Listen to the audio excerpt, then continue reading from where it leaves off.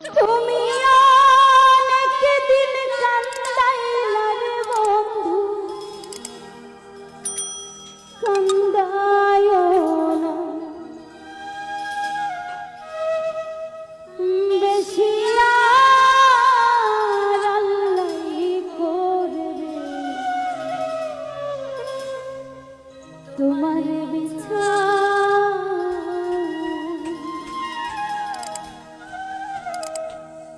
তুমি যে ক্ষতি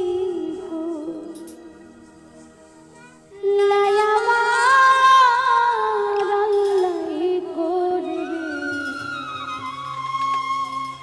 তোমার বিচার।